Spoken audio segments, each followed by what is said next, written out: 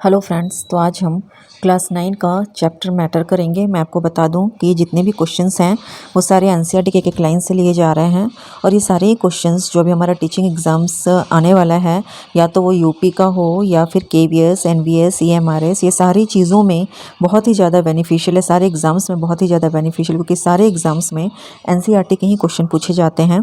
ठीक है, तो मैं वो सारे टॉपिक्स पहले कवर करूँगी जो टीचिंग एग्ज़ाम्स में आ रहे हैं।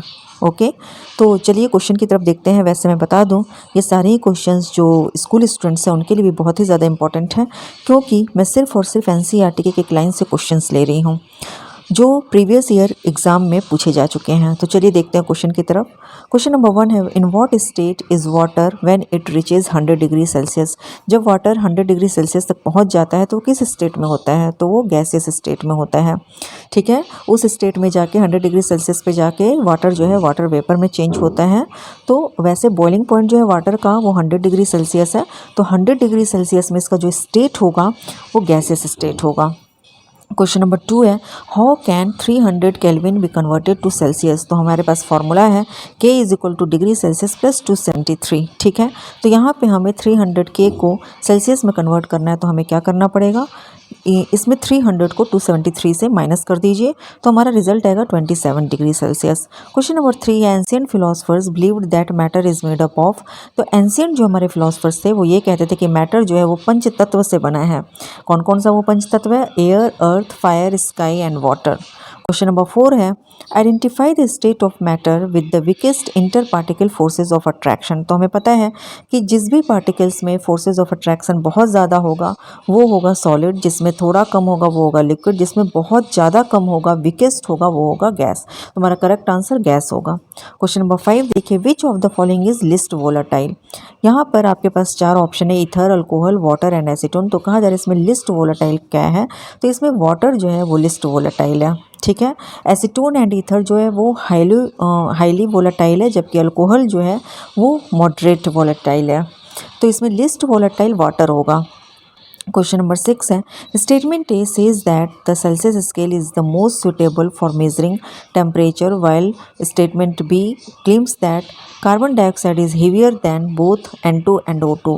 विच of this statement is correct. Statement A में कहा जा रहा है कि सेल्सियस स्केल जो है वो ज़्यादा सुटेबल है टेम्परेचर मेज़र करने के लिए, जबकि स्टेटमेंट बी में कहा जा रहा है कि कार्बन डाइऑक्साइड जो है वो ज़्यादा हैवी है, दोनों ही N2 और O2 से। ठीक है, तो दोनों में ही कौन सा स्टेटमेंट जो है वो सही है। तो हमारा आंसर होगा केल्विन स्केल जो है वो standard unit for measuring temperature. ठीक है, टेम्परेचर को मेज़र करने के लिए जो स्टैंडर्ड यूनिट लेते हैं वो केल्विन स्केल लेते हैं।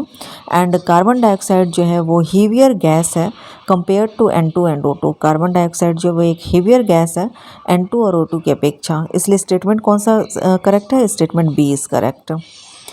क्वेश्चन नंबर 7 है, what is the physical state of water at 10 degree Celsius. तो आंसर हमारा होगा 10 डिग्री सेल्सियस पे वाटर जो है लिक्विड स्टेट पे है, और बिलो 0 डिग्री सेल्सियस से नीचे जो है वाटर सॉलिड स्टेट पे होता है, और 100 डिग्री सेल्सियस से ऊपर जो है वाटर वो वेपर हो जाता है।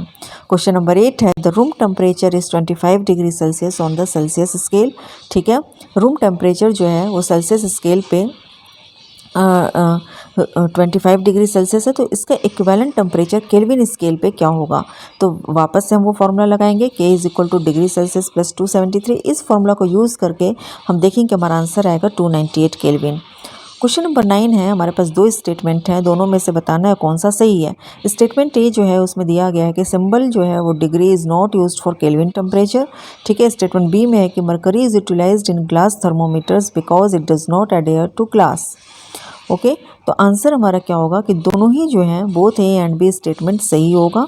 ठीक है, सिंबल जो है वो केल्विन टेम्परेचर के लिए यूज़ नहीं किया जाता है, जबकि मरकरी जो है वो ग्लास थर्मोमीटर में यूज़ किया जाता है, क्योंकि because it does not adhere to the glass and has a shiny surface that makes it easy to C.